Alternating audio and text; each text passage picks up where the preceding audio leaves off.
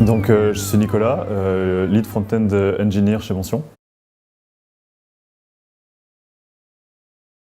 Donc Mention, c'est une single page application. Donc dès lors, il y a un problème de complexité à gérer à ce niveau-là, parce que tout le code au final va se retrouver dans le même fichier. C'est donc conscient de cette problématique que le développeur React.js chez Mention va devoir faire son travail. Et donc du coup, l'approche composant qui est proposée par React.js nous permet d'éviter de lutter contre cette complexité en ayant un découplage entre les composants, en passant les datas de parents en enfants.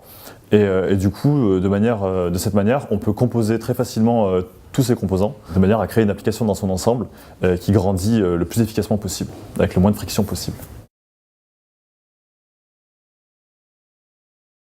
Donc notre code est en JavaScript ES6 avec les annotations Flow pour faire de la validation de code statique. On package l'application avec Webpack. On utilise d'ailleurs les modules CSS pour gérer nos styles. La data est gérée avec Redux, qui se combine particulièrement bien avec Webpack pour faire du rechargement de code à chaud. Aussi, on fait beaucoup de data visualization.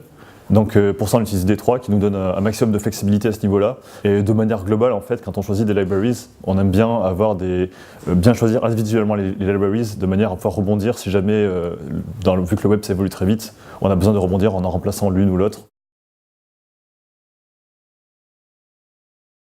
Angular 2, c'est un framework très intéressant et assez séduisant pour les grandes entreprises. En gros, c'est Google qui arrive avec plein de services, contrôleurs, providers, templates, etc. Donc c'est une stack très intéressante. Pour nous, ça va un peu justement à l'encontre de ce qu'on recherche, parce que du coup, on aime bien avoir chaque library qui fait bien son travail individuellement. Vue.js c'est aussi extrêmement intéressant, c'est un petit nouveau en fait dans le monde des libs web. Mais moi ce qui me contrarie un petit peu avec Vue.js, c'est l'approche, le fait qu'en fait les composants puissent être conscients de leurs parents. Et donc du coup ça peut compromettre en fait à plus grande échelle la communication entre les composants. De ce point de vue-là, je préfère React qui est très strict en fait.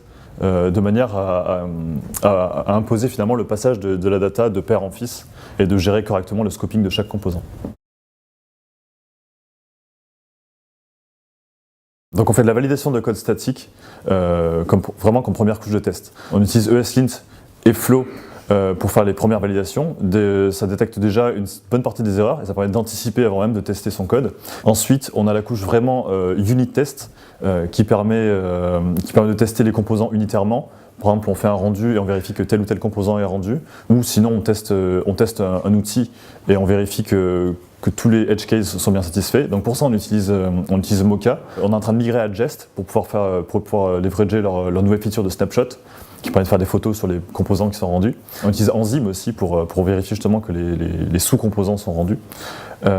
Et ensuite, on a une dernière couche. On utilise Karma pour faire des tests end-to-end qui nous permettent de vérifier en fait l'application plus dans son ensemble pour des cas plus spécifiques et qui permettent vraiment de vérifier la cohérence de l'application. J'ai pas trop tendance à encourager en fait telle ou telle librairie, donc je pense pas qu'il y ait vraiment de library incontournable dans le monde de React.js. Par contre, je pense qu'on a acquis en fait certaines practices de développement. Par exemple, le fait qu'on ait du rechargement de code à chaud, c'est quelque chose maintenant dont on aurait vraiment beaucoup de mal à se passer. Aussi, j'encourage vivement, en fait, globalement, les développeurs à utiliser des technos comme Flow ou TypeScript qui permettent de typer le code et en fait anticiper un maximum d'erreurs et surtout raisonner sur la manière dont on définit la data et dont on manipule la data, de manière ensuite à pouvoir construire l'application autour de ça, ce qui permet de rajouter encore pas mal de cohérence en fait, dans l'application.